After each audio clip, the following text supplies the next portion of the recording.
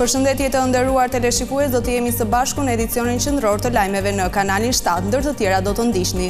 Kryeministri Rama deklaron se vendimi për Ballukun ishte mbrojtje për dinjitetin e kuvendit. SPAK nuk mund t'i konsiderojë deputetët fajtor pa vendim gjykate.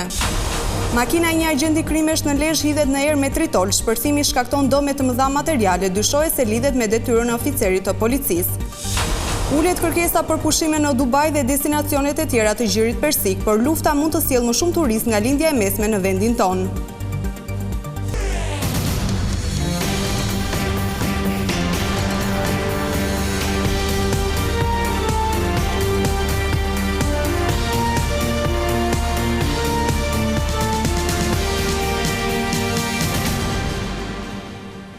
Le të njihemi më gjërësisht me lajmet. Vendimi për Belinda Ballukun, sipas kryeministrit Rama, ishte një mbrojtje që u bë edhe dinjitetit të parlamentit. Rama tha se SPAK nuk mund të bëjë çfarë të dojë kur troket në kuvend, duke i trajtuar deputetët si fajtor, pa qenë të tillë të shpallur nga gjykata. Kryeministri Rama shfrytëzoi podcastin e përjashëm për të sqaruar pse Partia Socialiste refuzoi të japë autorizim SPAK-ut për arrestimin e ish numri 2 të qeverisë Belinda Balluku.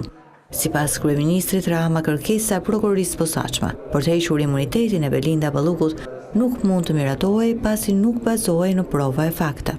Kuvendi u shpreh dhe nuk e autorizoi kërkesën me vlerësimin se kërkesa është në vazhdën e një kuturisjeje e cila nuk mund të vazhdojë pafundësisht, ku njerëzit trajtohen si të ishin mjete në dispozicion të luftës kundër korrupsionit. Sipas Ramës, me këtë votim, Partia Socialiste mbrojti dinjitetin e parlamentit.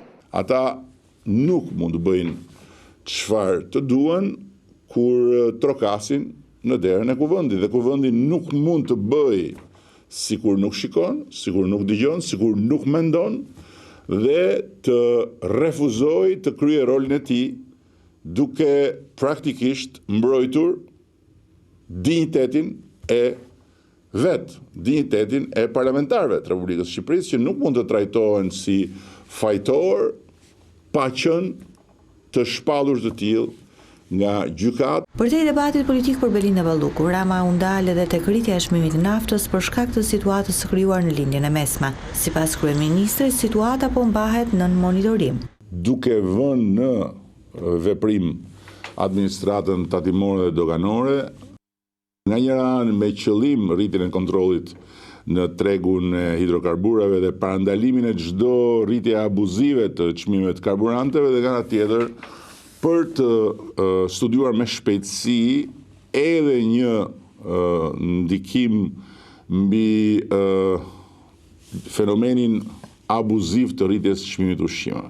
Rama premtoi futjen e shtetit në tregun e naftës, por pas sqaruar detajet se si do ndodh kjo e si do ndikojë në uljen e çmimit.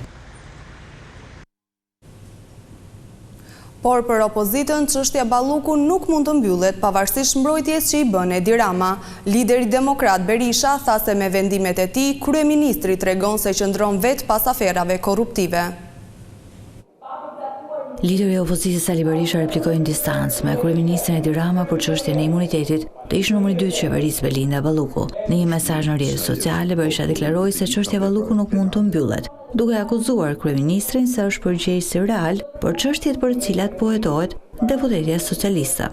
Dhe se çështja Balluku është vetëm çështja Rama, dhe ajo mbyllet vetëm me largimin e Edi Ramës.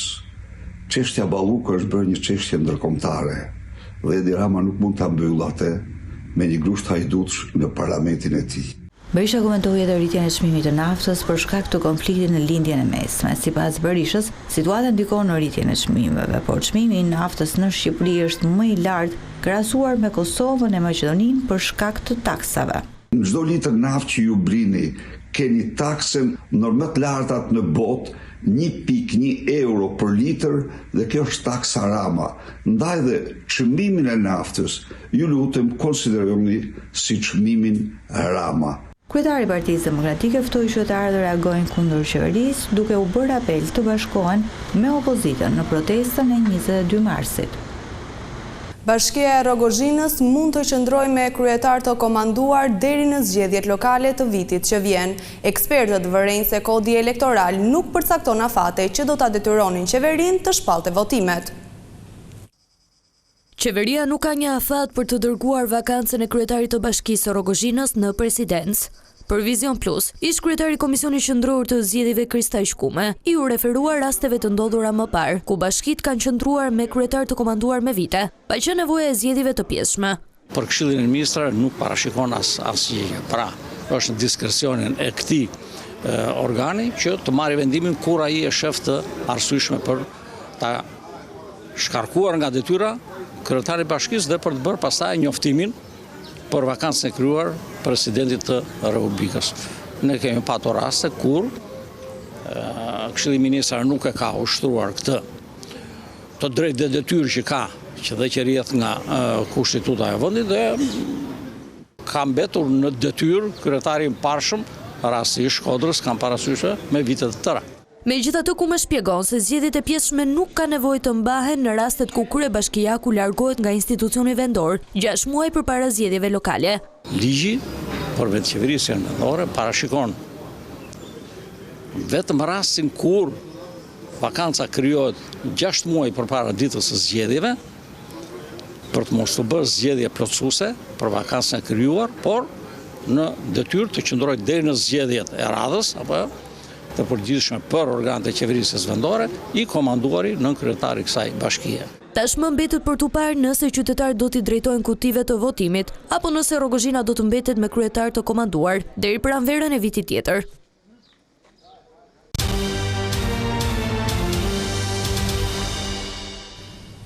Makina e një agenti krimesh në Lezhë është hedhur në erë me tritol gjatë natës duke u gdhirë diela.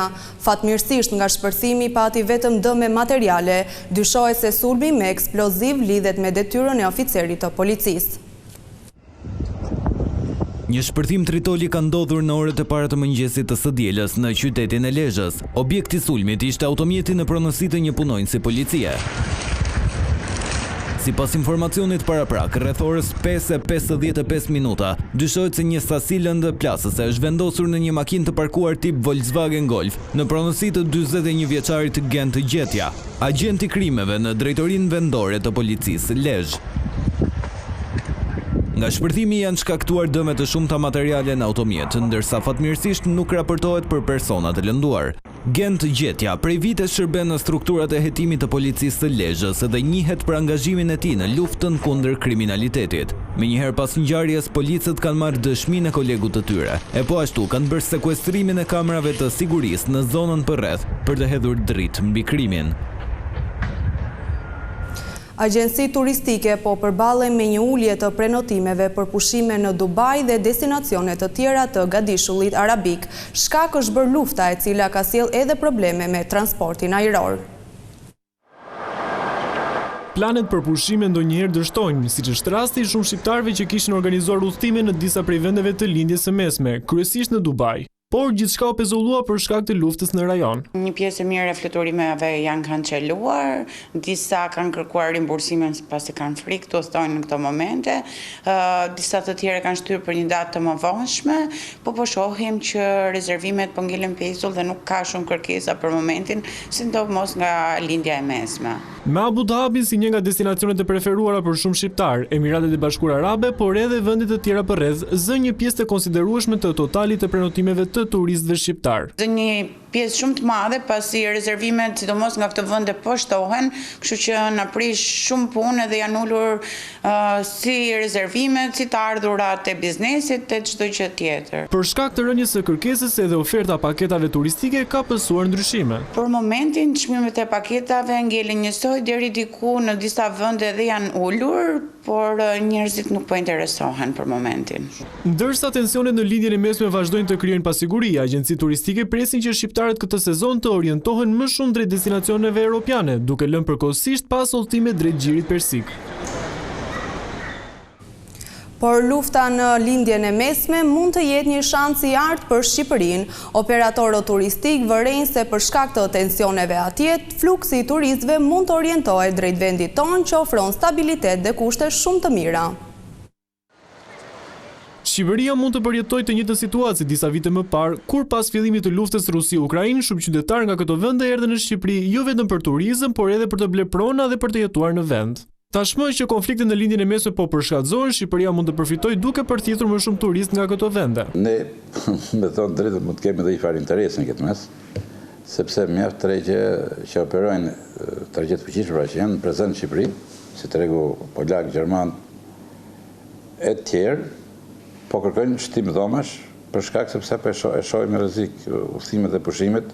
Sipas të dhënave nga aeroporti i Tiranës, gjatë vitit të kaluar, rreth 6% e totalit të pasagjerëve që mbërriten në Shqipëri ishin nga vendjet e lindjes së mesme, një përqindje që pritet të rritet ndjeshëm gjatë këtij viti. Ju e dini që Dubai ka një turizëm të jashtëzakonshëm, pra Emiratet, por edhe Turqia dhe Egjipti kanë pasi parë, ka pasi ndikime dhe këta vende dhe kështu që mjaft klient, le themi nga tregjet europiane pak, me cilët ne operojmë, po kërkojnë partnerit tanë që të spostojnë udhëtimet e tyre.